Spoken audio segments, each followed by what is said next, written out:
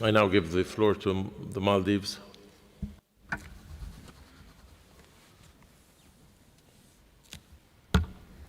Thank you, Mr. President. This has been a tough COP.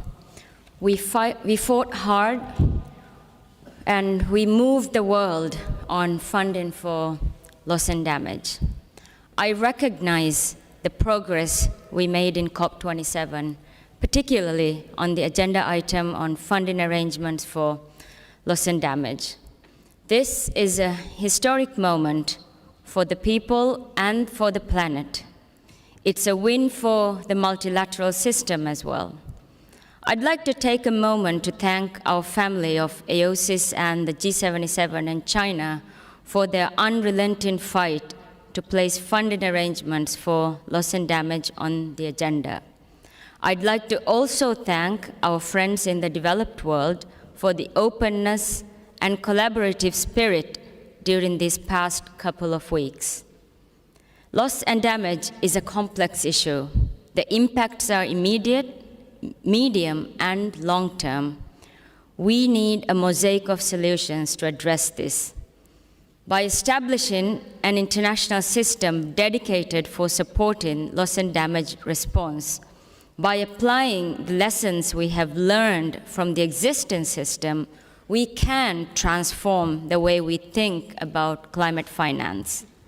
The outcome establishes an unprecedented approach for the COP in the context of its extending its invitation for collaboration with the global financial system.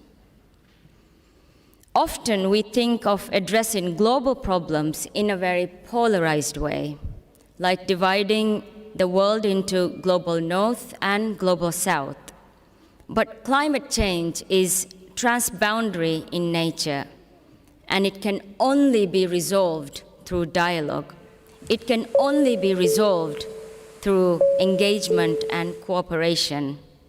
Today is one of those days. Today, we have built a new compact of trust. I want to continue to live in the Maldives. I want my 2-year-old girl to also grow up in the Maldives.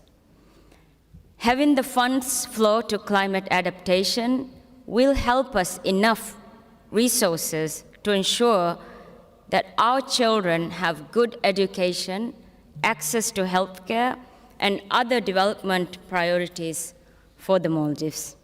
Colleagues, let me also reflect on the mitigation ambition that we have discussed here. We are just a meter above sea level. Every fraction of degree in increase in temperature and every millimeter of sea level rise threatens our existence. We made it clear over the past 2 weeks that mitigation ambition was a cornerstone of our outcomes here at COP27. I am disheartened we did not get there. Why are we trying to address loss and damage? Because we have failed on mitigation and adaptation. The climate clock I have here next to me says the tipping point is 1.5. We absolutely need to keep 1.5 alive. We have to ensure that increased ambition to peak emissions before 2025. We have to phase out fossil fuel. We need to remove fossil fuel subsidies. We need to run our economies on sunshine, wind, ocean energy. We have just 86 months to fix this. The longer we wait, the costlier it will be. We will continue to fight, and we will continue to do this together. Finally, thank you, Mr. President, for being patient with us all. We thank the staff at the Secretariat and at this venue. And thank you, Egypt, for the kind hospitality extended to us. If you need a vacation, you will always be welcome in the Maldives. Thank you.